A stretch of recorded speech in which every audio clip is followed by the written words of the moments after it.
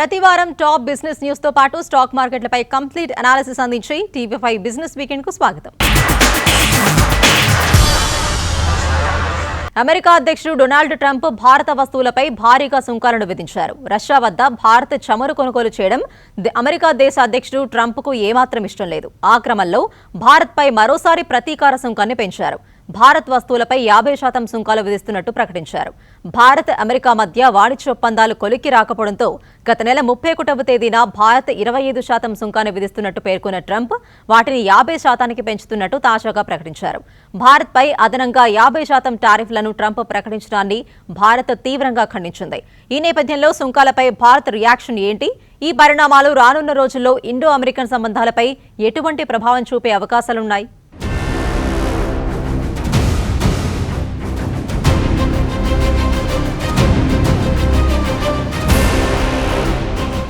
భారత్కు అమెరికా అధ్యక్షుడు ట్రంప్ భారీ షాక్ ఇచ్చారు. భారత్పై మరో 25% టారిఫ్లు విధించారు. మొత్తంగా భారత్పై 50% సుంకాలు బాదారు. 50% టారిఫ్లు విధిస్తూ ట్రంప్ ఫైల్పై సంతకం చేశారు. జూలై 30న విధించిన 25% టారిఫ్లు నేటి నుంచి అమల్లోకి రానున్నాయి. పెనాల్టీతో పెంచిన కొత్త 25% సుంకాలు ఈ నెల 27 నుంచి అమల్లోకి రానున్నాయి. రష్యా నుంచి భారత్ చమురు కొనడంపై అమెరికా అధినేత ఆగ్రహం వ్యక్తం చేశారు. अपने किसानों के, पशुपालकों के और मछुआरे भाई बहनों के हितों के साथ कभी भी समझौता नहीं करेगा.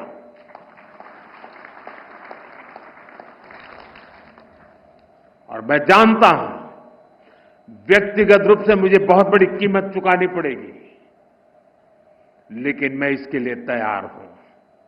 मेरे देश के किसानों के लिए, मेरे देश के मछुआरों के लिए, मेरे देश के पशुपालकों के लिए आज भारत तैयार है.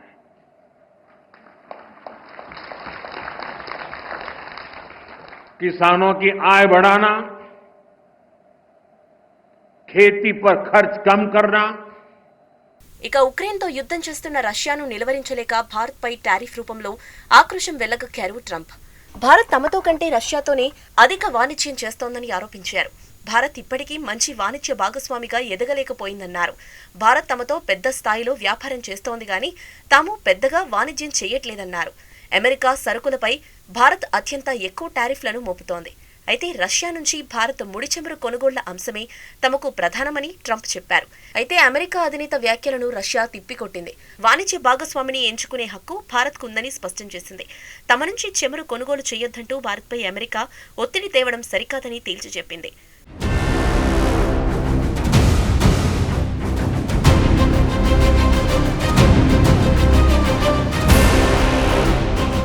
మరోవైపు వర్తమాన దేశాల్లో భారత్ పైనే అధిక సుంకాలు విధించింది అమెరికా.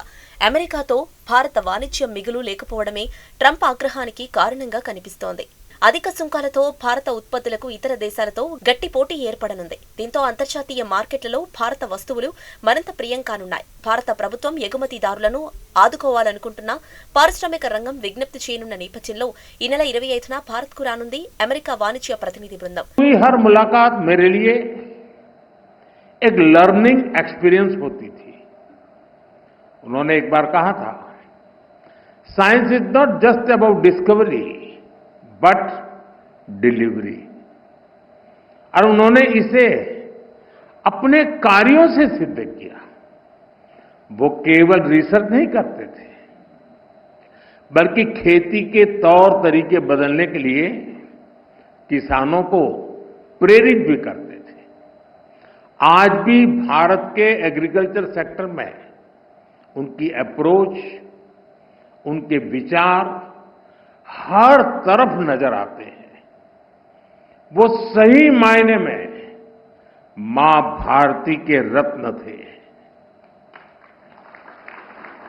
భారత్ స్టాక్ మార్కెట్లపై ప్రభావం ఎంత అనేది హాట్ టాపిక్ గా మారిన నేపథ్యంలో నిఫ్టీపై 1-2% మాత్రమే ఉంటుందని మార్కెట్ విశ్లేషకులు అంటున్నారు. కంపెనీల ఫలితాలు డల్ గా ఉన్నందునే నిఫ్టీ తగ్గిందని విశ్లేషిస్తున్నారు. ట్రంప్ ఆంక్షల ప్రభావం మార్కెట్పై అంతంత మాత్రమే ఉంటుందని, సుంకాలకు దూరంగా ఉన్న ఫార్మా, ఐటీ రంగాలు ఉండడంతో వాటిపై సుంకాల బాధలు తప్పదా అన్న ప్రశ్న తలెత్తుతోంది. అటు పలు ఫార్మా కంపెనీల షేర్లపై ఒత్తిడి కొనసాగుతోంది.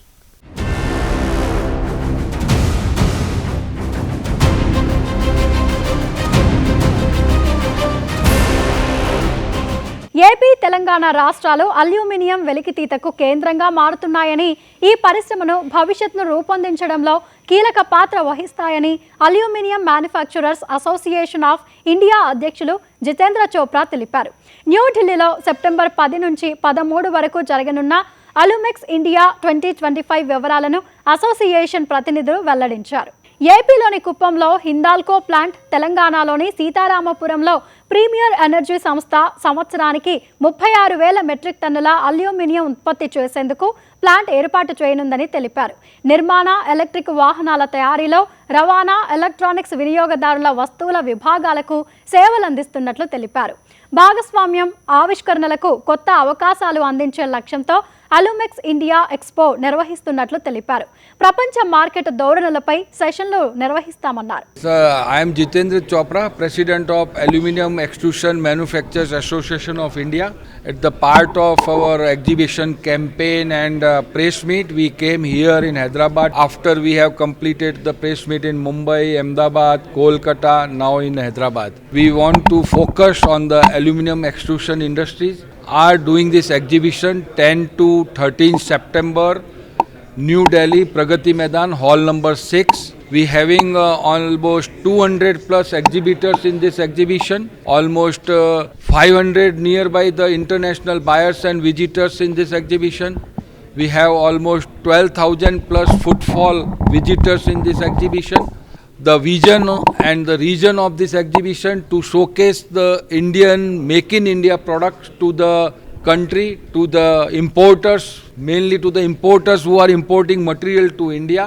We are having capacity to produce 3 million ton extrusion products in India, but we are using only half capacity, 1.5 million ton production in Indian companies. Rest of the balance 1.5 million tons Indian importers are importing from various countries, mainly from China. We urge importers to come to this exhibition to meet our producer, Indian Make in India producers. They are catering, they are making good quality. Come there, the decision makers are there in stall, the technicians are there. Whatever kind of material they want, we are ready to make in India, and we can help India to fight this tariff war of the USA with the Trump. There is only one way to fight this tariff war, to increase our own consumption.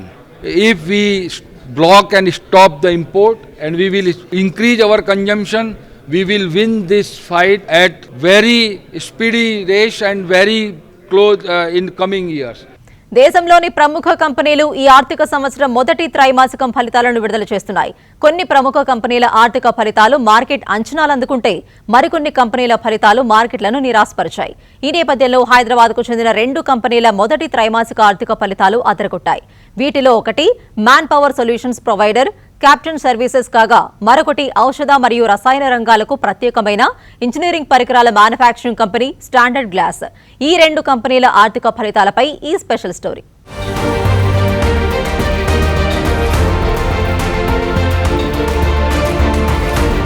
Hyderabad కేంద్రంగా 2009 నుంచి కార్యకలాపాలు సాగిస్తున్న company captan services limited. Client అవసరాలకు అనుగుణంగా general staffing, security services, integrated facilities, management, technical services మరియు IT staffing ను అందించే man power solutions provider సంస్థ. ఈ సంస్థ 2018లో ఎన్ఎస్ఈలో లిస్ట్ అయి వరుసగా ప్రతి త్రైమాసికంలో ఆదాయం, నికర లాభాల్లో వృద్ధి కనబరుస్తూ ఇన్వెస్టర్లకు మంచి లాభాలను పంచుతుంది. తాజాగా ఈ సంస్థ ప్రకటించిన Q1 ఫలితాలు ఇన్వెస్టర్స్లో జోష్ నింపింది. రానున్న రోజుల్లో సంస్థ మరింత మెరుగైన ఫలితాలను సాధించే దిశగా తమ వ్యాపారాన్ని వృద్ధి చేసేందుకు ప్రణాళికలు రూపొందిస్తున్నామని సంస్థ వ్యవస్థాపకుడు శ్రీకాంత్ కొడాలి ధీమాగా ఉన్నారు.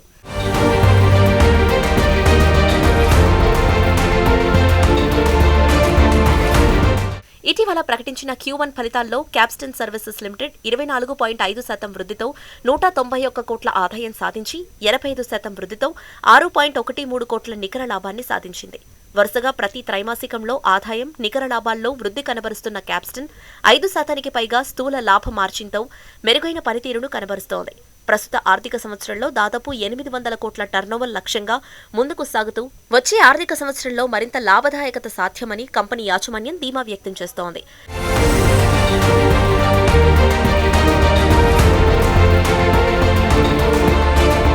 ఇక మరో హైదరాబాదీ కంపెనీ స్టాండర్డ్ గ్లాస్ చెమురు, సహజ వాయువు, భారీ పరిశ్రమలు, వంట నూనెల రంగ సంస్థలకు అవసరమైన ఇంజనీరింగ్ పరికరాలను తయారు చేస్తున్న స్టాండర్డ్ గ్లాస్ లైనింగ్ టెక్నాలజీ వ్యాపారాన్ని మరింత విస్తరించేందుకు కంపెనీ మరిన్ని చర్యలు చేపట్టింది. ఇందులో భాగంగా అమెరికాలో స్టాండర్డ్ ఇంజనీరింగ్ ఇంక్ పేరుతో పూర్తి అనుబంధ సంస్థను ఏర్పాటు చేసింది.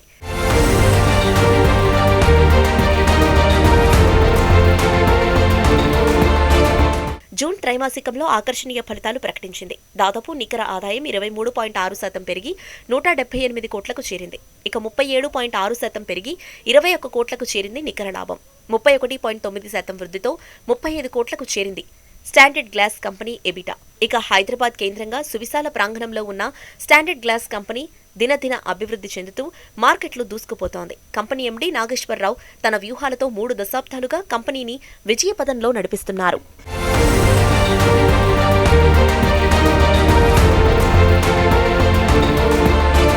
ఈవీ వాహనదారుల కోసం రైల్వే స్టేషన్ల వద్ద ఇండో ఫాస్ట్ ఎనర్జీ సంస్థ బ్యాటరీ స్వాపింగ్ స్టేషన్లను అందుబాటులోకి తీసుకురావడం అభినందనీయమని దక్షిణ మధ్య రైల్వే డీఆర్ఎం గోపాలకృష్ణన్ అన్నారు. హైదరాబాద్ సంజీవయ్య పార్క్ వద్ద ఏర్పాటు చేసిన బ్యాటరీ స్వాపింగ్ స్టేషన్ను ఇండో ఫాస్ట్ ఎనర్జీ సీఈఓ అనంతతో కలిసి ఆయన ప్రారంభించారు. భారతీయ రైల్వేల భాగస్వామ్యంతో దేశంలో పలు రైల్వే స్టేషన్స్ లో 80 స్వాపింగ్ స్టేషన్లను ఏర్పాటు చేశామని ఇండో ఫాస్ట్ ఎనర్జీ సీఈఓ అనంత తెలిపారు. భవిష్యత్తులో సికింద్రాబాద్ డివిజన్లో 56, హైదరాబాద్ డివిజన్లో 40 బ్యాటరీ స్వాపింగ్ స్టేషన్లను ఏర్పాటు చేస్తామని తెలిపారు.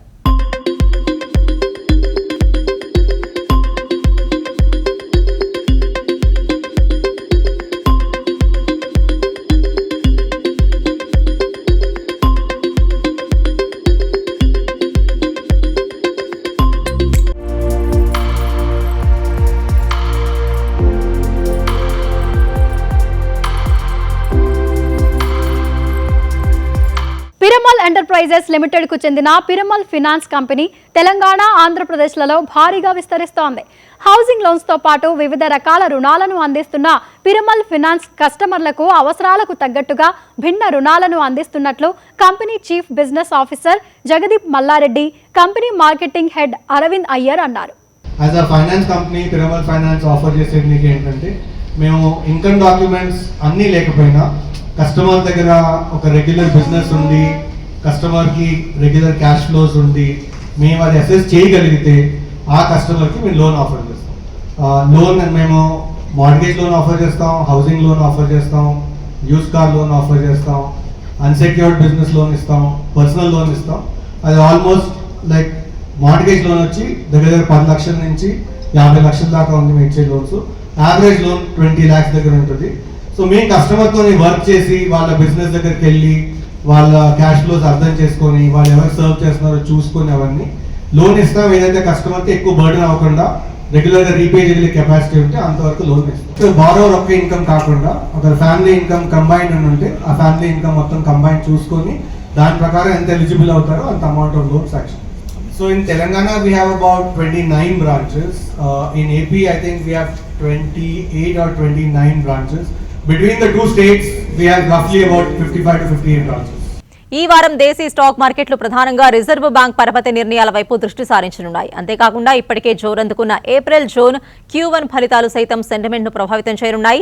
వీటికి తోడు తాజాగా భారత ఉత్పత్తులపై మరో 25% సుంకం 50% చేరిన అమెరికా సుంకాల ప్రభావం వచ్చే వారం మార్కెట్లకు అనుకూలమా, ప్రతికూలమా?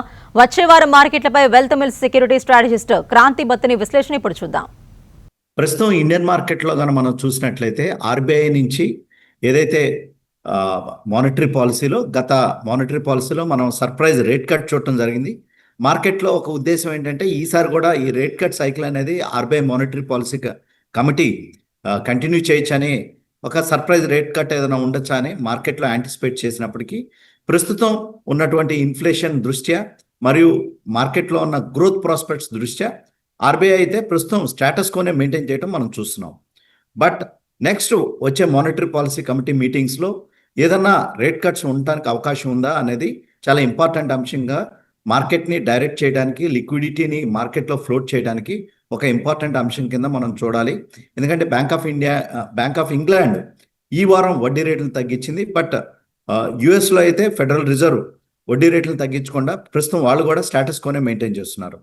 సో వడ్డీ రేట్లు అనేది చాలా ఇంపార్టెంట్ ఈ టైంలో. కానీ రూపీ ఎప్పుడైతే రీసెంట్గా డిప్రిషియేట్ అవుతూ ఉందో రూపీని కొంచెం ప్రొటెక్ట్ చేయడానికి డాలర్ స్ట్రెంగ్తన్ అవుతున్నప్పుడు వడ్డీ రేట్లను తగ్గించకుండా స్టేటస్ కో మెయింటైన్ చేయడం అనేది ఇంపార్టెంట్. ఆ ఉద్దేశంతోనే ప్రస్తుతం ఆర్బీఐ కూడా వడ్డీ రేట్లని స్టేటస్ కో మెయింటైన్ చేయడం మనం చూస్తున్నాం.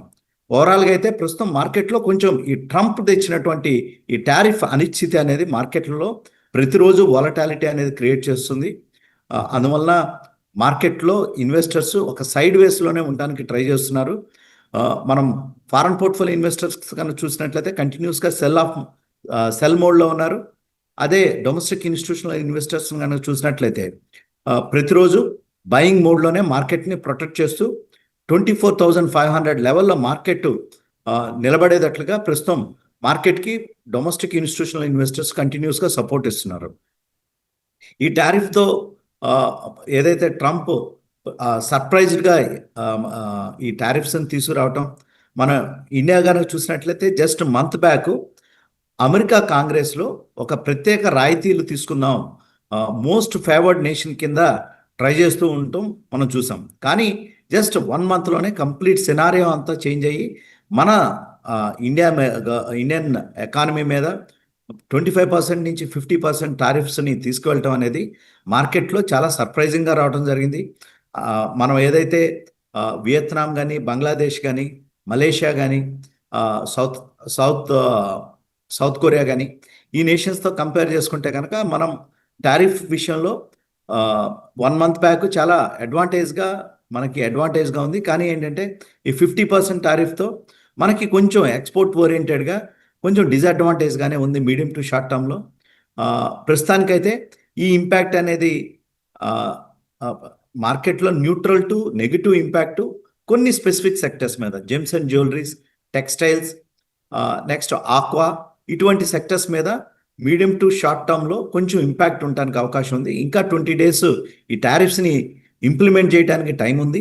సో ఈలోపు కనుక మళ్ళీ నెగోషియేషన్స్ ఏమన్నా జరిగి ఒక ట్రేడ్ అగ్రిమెంట్ కనుక వచ్చినట్లయితే కొంచెం మీడియం టు షార్ట్ టర్మ్లో ఇదంతా పాజిటివ్గా టర్న్అవుట్ అవడానికి అవకాశం ఉంది. ప్రస్తుతానికైతే ఇన్వెస్టర్స్ ఏదైతే డొమెస్టిక్ సెంట్రిక్ సెక్టర్స్ ఉంటాయో, అది హెల్త్ కేర్ కానీ, లేకపోతే డొమెస్టిక్ ఇన్ఫ్రాస్ట్రక్చర్ కానీ, డిఫెన్స్ కానీ, ఇటువంటి సెక్టర్స్లో ఇన్వెస్టర్స్ ఫోకస్ చేయడం మంచిది. ఏదైతే యుఎస్కి ఎక్కువ ఎక్స్పోజర్ ఉన్నటువంటి స్టాక్స్ని, ఆ కంపెనీస్ని, అటువంటి సెక్టర్స్ని మీడియం టు షార్ట్ టర్మ్లో అవాయిడ్ చేయడమే మంచిది. ఎందుకంటే ఈ టారిఫ్ వార్ అనేది ఎటు వెళ్తుందో ఖచ్చితంగా చెప్పడం చాలా కష్టం. సో అందువల్ల డొమెస్టిక్ సెంట్రిక్ స్టాక్స్ని ఫోకస్ చేసినట్లయితే మీడియం టు షార్ట్ టర్మ్లో మంచి రిటర్న్స్ రావడానికి అయితే అవకాశాలు క్లియర్ కట్గా కనపడుతున్నాయి. మనకి నిఫ్టీ ప్రస్తుతం 24,500 అబవ్ ఉంది. నిఫ్టీ 25,000 లెవెల్ వచ్చేదాకా మార్కెట్లో ఇటువంటి అనిశ్చితి అనేది ఉండటానికి ఉంది. ఒకసారి నిఫ్టీ 25,000 లెవెల్ పైకి వచ్చినట్లయితే market directions medium to short టర్మ్లో పాజిటివ్గా టర్న్అవుట్ అవడానికి అయితే క్లియర్ కట్ అవకాశాలు ఉన్నాయి. సో నిఫ్టీ 25,000 లెవెల్ అనేది చాలా ఇంపార్టెంట్ లెవెల్ కింద మనం చూడాలి. ఎర్నింగ్ సీజన్ కనుక వచ్చినట్లయితే ఇక్కడ ఎటువంటి పాజిటివ్స్ లేవు, at the same point of time ఎటువంటి నెగిటివ్స్ లేవు. కానీ ఒక ఇంపార్టెంట్ అంశం ఏంటంటే mid and small cap stocks ఈ ఎర్నింగ్ సీజన్లో చాలా స్ట్రాంగ్గా మంచి రిజల్ట్స్ని డిక్లేర్ చేయడం లార్జ్ క్యాప్ స్టాక్స్ కంటే ఎక్కువగా మనం చూస్తున్నాం.